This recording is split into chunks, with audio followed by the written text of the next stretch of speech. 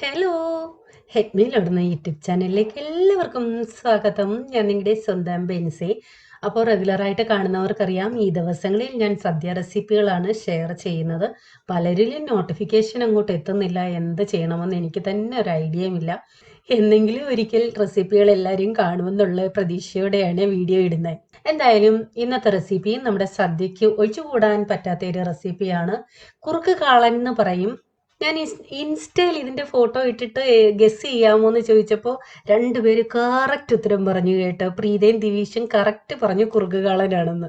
അപ്പൊ ഇത് ഏത്തക്ക ഇട്ടുകൊണ്ട് ചെയ്യാം, ഏത്തക്കയും ചേനയും കൂടി ഇട്ട് ചെയ്യാം. ചില സ്ഥലങ്ങളിൽ ഇതിനകത്ത് ചേമ്പും ഇടാറുണ്ട്. അപ്പൊ നിങ്ങളുടെ നാട്ടിൽ ഇത് കൂടാതെ, ഞാൻ ഈ പറഞ്ഞത് കൂടാതെ വേറെ എന്തൊക്കെ ഇടുമെന്നൊന്ന് കമന്റ് ഇടണേ.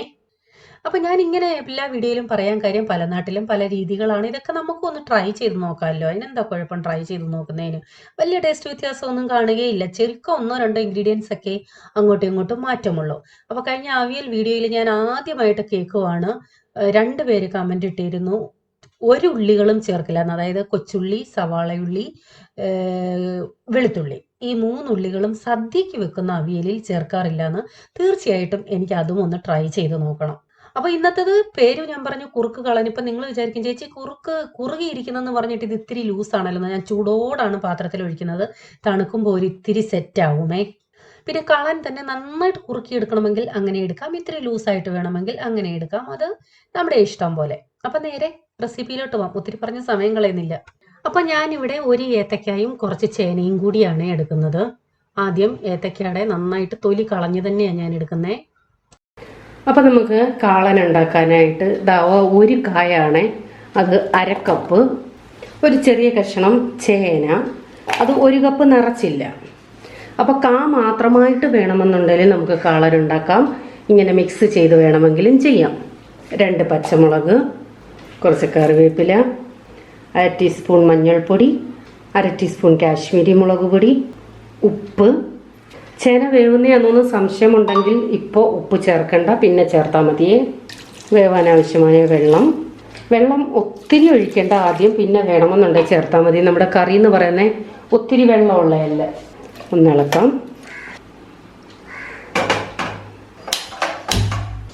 ഇതൊന്ന് വേവട്ടെ.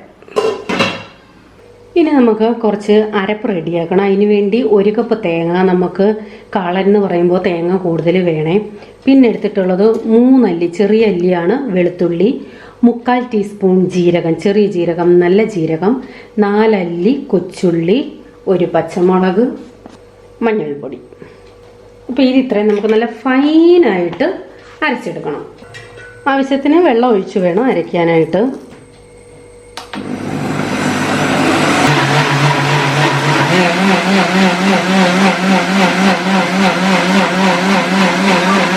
ഇപ്പോൾ കഷ്ണങ്ങളൊക്കെ ഏകദേശം വെന്തു. എന്തെങ്കിലും ഉടയണ്ട. ഇത് ചേന, ഇതൊക്കെ ഉണ്ടോ. ഇത് കായോടൊന്ന് മുറിച്ച് നോക്കാം. ഇതാ കായും വെന്തിട്ടുണ്ട്. ഇനി നമുക്ക് തൈര് വേണം, 1 കപ്പ്. ഏകദേശം ഒരു 1.5 കപ്പോളം തൈര് എടുത്തിട്ടുണ്ട്. ഒട്ടും വെള്ളം ചേർക്കാതെ തന്നെ ഇതൊന്ന് ഉടച്ചെടുക്കണം. അടുത്തൊരു പാത്രം വെക്കാം. ഞാനൊരു മൺകുടമാണ് എടുത്തിരിക്കുന്നത്. അതിനകത്തേക്ക് കുറച്ച് വെളിച്ചെണ്ണ ഒന്ന് ചൂടാവട്ടെ. കടുക്, ഉലുവ, ഒരു 1/4 ടീസ്പൂൺ ഇല്ല, വറ്റൽമുളക്. ഇതിപ്പോൾ കുടം വലുതായതുകൊണ്ട് ഞാൻ എത്തി നോക്കുക. കൊച്ചുള്ളി നീളത്തിൽ അരിഞ്ഞത്, ഒരു 15 അല്ലി കൊച്ചുള്ളി. 15 അല്ലി എന്ന് പറയാമോ, അതായത് 15 എണ്ണം. കറിവേപ്പില, 10 അല്ലി വെളുത്തുള്ളി നീളത്തിലരിഞ്ഞത്.